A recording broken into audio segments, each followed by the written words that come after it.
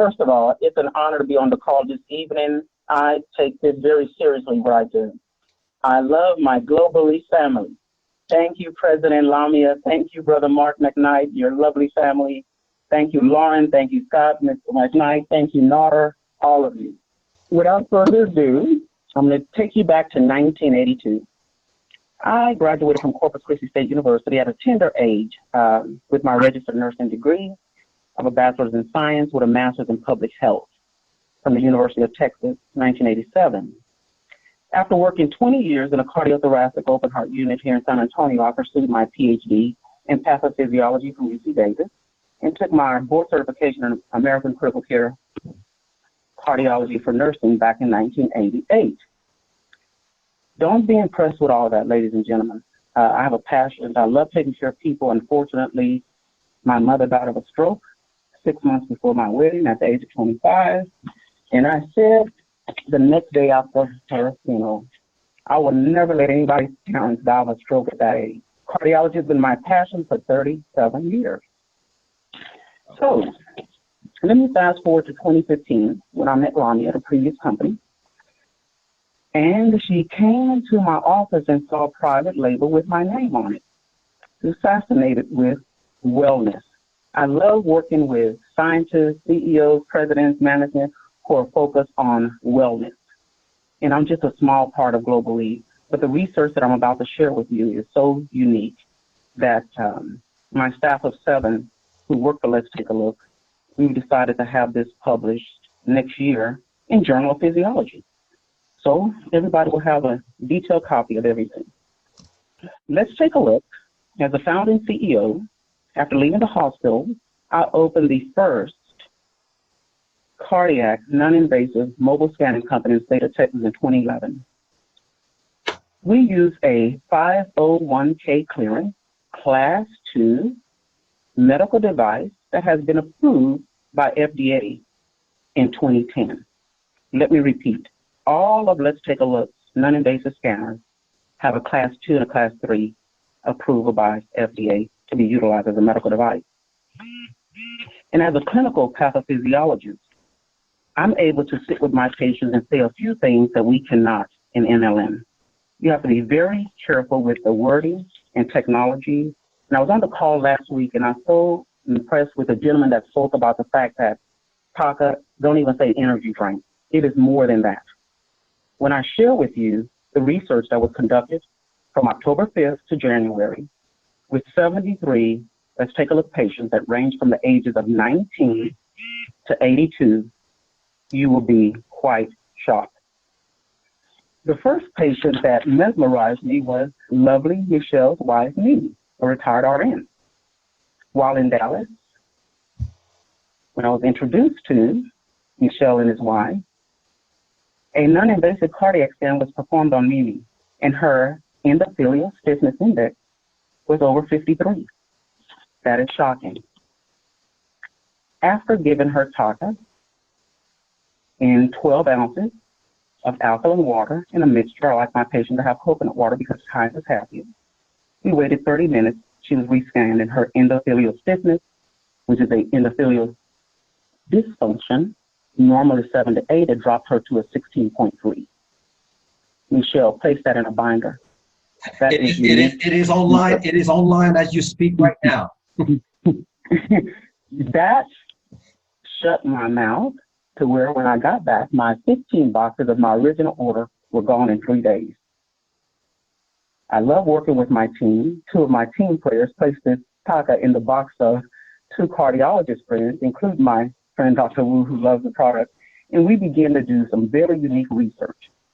And when I say unique research, ladies and gentlemen on this call, a patient on February 14th came into my office referred by cardiologist number 2, Dr. Canales, MD, who was placed on a cardiac transplant list with severe congestive heart failure because he had 3 coronaries that were 100% occluded, 80 RCA, LED, 90% occluded, with a cardiac output of 2.9.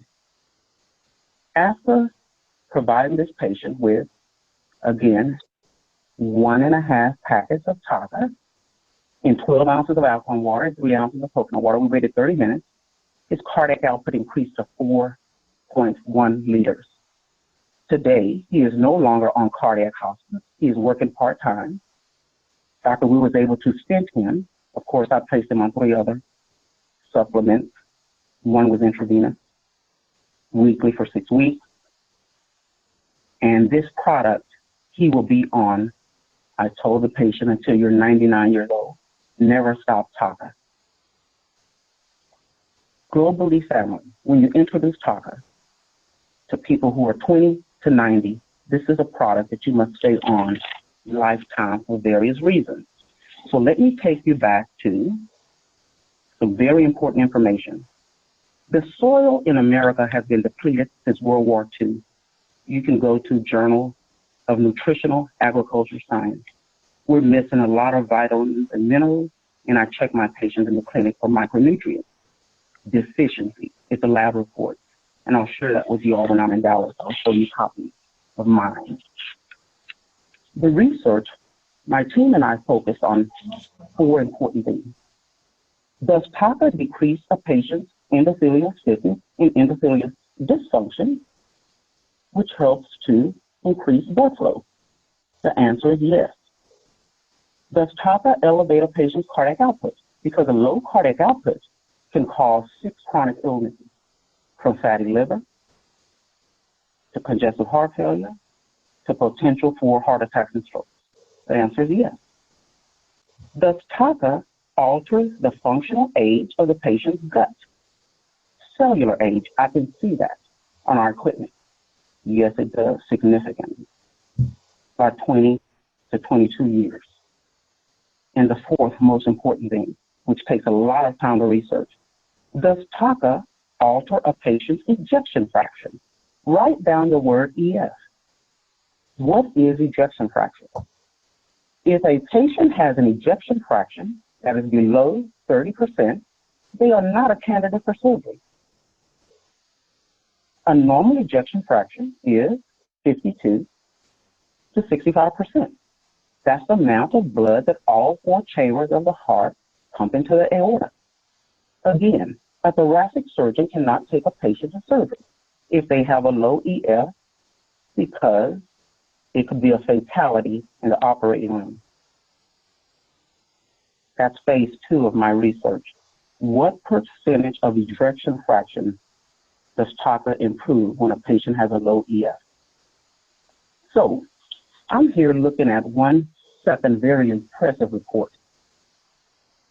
In October, the CEO of Globallee, our brilliant formulator, had a cardiac non-invasive scan in Dr. Ingram's office in San Antonio, Texas. When I saw the report, I was speechless. Mark McKnight has an endothelial stiffness index of 6.3. The blood flow in his jugular and carotids are so youthful, it's that of a 17-year-old. So I talked to Mark and I said, how long have you been consuming TAKA before we went live? Based on this data, maybe 3 months, 6 months. Rarely do I see anybody with a 6 to a 7. Last week, the average patient who comes into the clinic, who is scanned by my cardiac technicians or nurses, they average an 11 to a 22. And I've never seen any number higher than these. So, all of you, if you choose to have this test done, we're available. My staff of selling will be there. Over the next year, plan it. I only have 20 slots open, or maybe 100 people. Write down endothelial stiffness 6-8. That's where you want to be from now until you're 95. What ingredient in TAKA is causing the results? Ladies and gentlemen, it is L-arginine in grapeseed extract. I don't need to ask the formulator how much L-arginine is in TAKA. I know it's somewhere between 800 and 1200 milligrams in a packet. Having been in cardiology for 37 years, it is truly the amino acid L-arginine, which breaks down to nitric oxide, which is a molecule of life. I love the fact that our brilliant formulator has placed that in eternal as well. L-arginine is an amino acid that helps vasodilate veins and arteries. So why do we have 490 milligrams of potassium chloride on that label? Each of you write this down and Google this tonight or tomorrow. Is a low serum potassium level linked to atrial fibrillation, AFib? Yes. Because our soil is so depleted, we are very potassium deficient at the cellular level. And thank you, Mr. Mark, for adding that amount in a product, which is unheard of. You can walk into any vitamin store, from GNC, you name it. You will never see more than 100 milligrams of potassium on a label. And that's the amount that Americans need. We need 800 milligrams at 3 meals, minimum 2,100 milligrams from breakfast to bedtime. What changed the gut functional age? Turmeric and aloe vera and TAKA. It's formulated with 34 unique nutrients. And really, he's lowering inflammation and affecting over 7 organs. I have patients who are off of metformin, our diabetic patients, 13 who are off of beta blockers, blood pressure medication. And I want to caution the group for 2 things. During the final portion of the research, if a patient has a AV sequential pacemaker, they cannot consume TAKA. During the research, I see that 3 of my patients went into a modified SVT, supraventricular tachycardia. And I caution TAKA with patients with pacemakers. If the patient has a blood pressure of 180 over 100, stroke numbers, stabilize the blood pressure first and start them on 1/2 of a packet and 20 ounces of water to be consumed over an hour. Stabilize the blood pressure and then introduce TAKA. Those are the only restrictions other than pregnant women who have a history of preeclampsia. And I will talk about that on a future call in 3 months.